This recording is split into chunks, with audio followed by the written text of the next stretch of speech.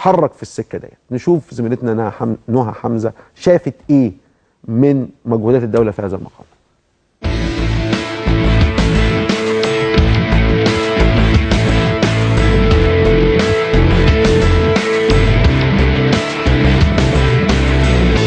تحت مسمى السيطرة على غلاء الأسعار شكلت لجنة برئاسة الدكتور خالد حنفي وزير التموين والتجارة الداخلية، تضم وزارات الداخلية والصناعة والتجارة والزراعة والتنمية المحلية والصحة والتضامن الاجتماعي لمواجهة غلاء الأسعار، حيث كثفت وزارة التموين المعروض حاليا من السلع الغذائية في كل فروع المجمعات الاستهلاكية وشركات الجملة، وأيضا من خلال السيارات المتنقلة لطرحها للمواطنين بأسعار مخفضة. ده يعني في صالح المواطن، حاجة يعني محترمة ونظيفة وآمنة وكل شيء كده أحسن طبعا عشان الناس الفقراء. أسعار الجبنة حلوة وأسعار الجبنة البراميل كويسة قوي، كلها حلوة، والأسعار الحلاوة حلوة جدا يعني. العلبة بكام؟ ب 15 جنيه، كويسة قوي، أسعار معقولة علينا يعني، نقدر نعيش برضه ونجيب الحمد لله. أسعار فيها 25% تخفيض، فدي حاجة كويسة يعني، والله احنا بنشكرهم يعني الحقيقة، ونتمنى ان الامور تعمم في ميادين كتيره وفي اماكن كتيره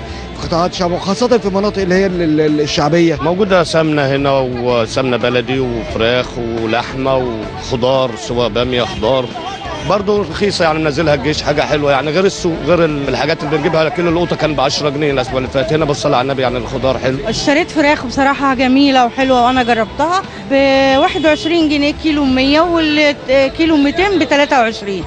حقيقي اسعار كويسه ومعقوله يعني، مش احسن من الجزارين اللي بينتقموا مننا حاجاته وكل حاجه نزلها لنا رخيص، وباصص لشعبه وباصص لبلده وربنا معاه. هو امبارح خطبوا قال انا الشهر ده هرخص الحاجه للغلابه، ويعني فرحنا بيه وربنا اعلم بيه لما هو قال كده، يعني حسينا من قلوبنا كده ان هو حاسس بينا وحاسس بالغلبان. في عندنا فراخ برازيلي كيلو 100 ب 21، وفي كيلو ب 19، في كباب حله ب 35، في مفروم 350 جرام ب 16 جنيه، واحنا بنوفر يعني للشعب، وانت شايفها زي ما حضرتك شايفه الناس، يعني الحمد لله الاسعار كويسه وفي متناول الناس كلها. السيارات المتنقله المحمله بالسلع الغذائيه متوفره بشكل منتظم في المناطق السكانيه الخاليه من منافذ بيع ثابته، حيث وزعت السيارات في مناطق عديده لضمان توفير السلع لكافه المواطنين باسعار مخفضه. كل يوم العربيه بتيجي هنا ميدان السيده زينب وميدان السيده عائشه وميدان الجيزه،